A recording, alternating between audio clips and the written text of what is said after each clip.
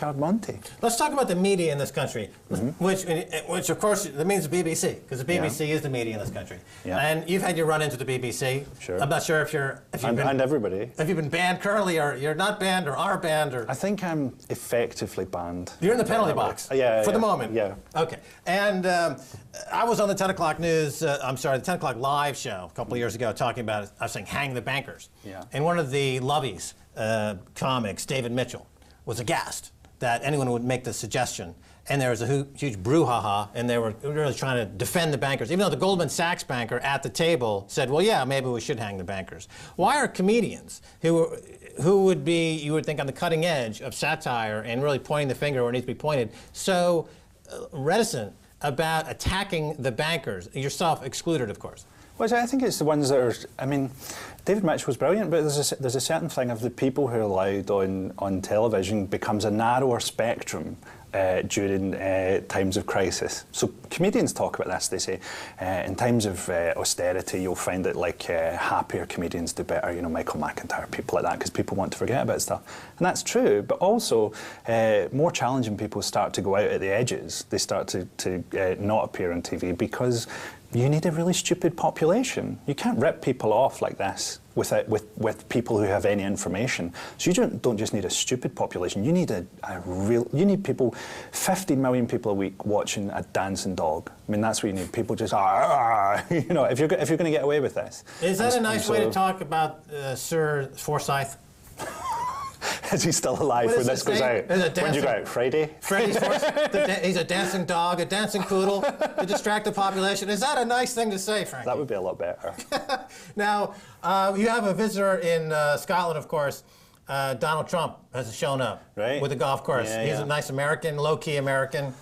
Yeah. Your thoughts? Well, that just shows you how unprogressive the SNP are, that they called back his horrible golf course, and of course it creates jobs for people in Scotland, jobs creating, you know, whatever, off businessmen and changing their sheets. Yeah. Let's get back to the media discussion for a second. So you're saying, Frankie, that the comics who are looking to really go after these bankers are going off the mainstream channels, off the major markets. They're appearing more. I mean, I go to, for example, in London, there are now a couple of showcases. One's called Lolitics, which is in Camden once a month, which is mostly political comedy. Yeah. And of course, that comedy goes in cycles. Yeah. You're one of the top talents in the UK, in the world, I would say. Give me your insight into this. You know, we went through the 60s where you had a lot of political comedy and political-oriented music. Then we went through the Reagan era, which was pop and Madonna. Sure. Are we getting back? And then we had the punk rock phase. Not a lot of punk comedians, although maybe in this country there were.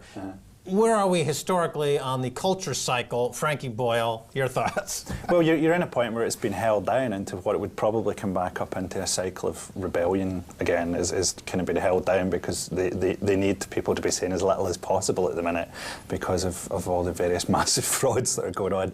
So you can't really have people talking about that. I mean, even when I started out doing panel shows, we were talking about the Iraq War during the invasion of Iraq. You can't imagine that now. You can't imagine that a panel show would be on that and they weren't leading on, you know, sports. So it's getting worse at the moment?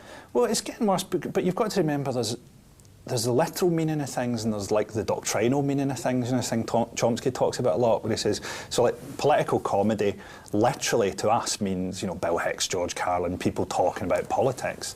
But doctrinally, political comedy means satire in Britain. It means people having a bit of a go at the coalition, saying that there shouldn't really be cuts, not talking about things like war or Gaza or any huge kind of political touchstones. You know, so there's a doctrinal don't talk about that. That's accepted by most people if you want to get on a TV. Yeah, because there's a stranglehold in media with the BBC.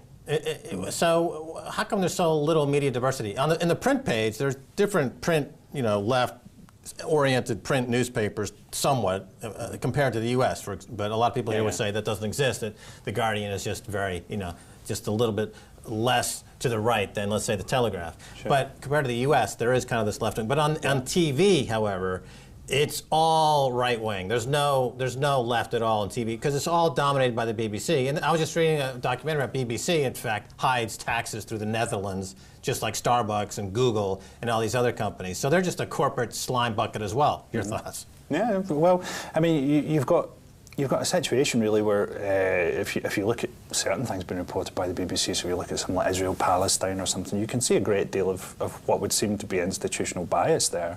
And it's a great institution in some other ways. I mean, compared to television in America, I think it offers a lot more than you can get in any commercial channel in America. But at the same time, you've got to recognise the role it plays in Britain in propaganda. You know? Well, when we were doing a show for BBC World News called The Article with Max Kaiser a couple of years ago, we only had one editorial direction, and that is we could not mention Israel in any context. Right, sure. That's the only thing we heard from the BBC. Well, I mean, you've got to remember though that it's kind of like a warring federation in there, you know, and there are people who would want to do that joke about Israel, and some of them might be working on your show, but what they're vulnerable to is kind of lobbying a bit, and they're very vulnerable to the press. I mean, you've got to understand the role of the printed press here in that. What they're scared of is, if you think about the Jonathan Ross, Russell Brand scandal a few years ago. Yeah, fill the people in here. This is the phone answering machine. Yeah, this is a huge scandal in Britain where it was about nothing, essentially. It was about, on a radio show, two really famous people here did a prank call to a kind of well-loved actor and said some stuff they shouldn't have done.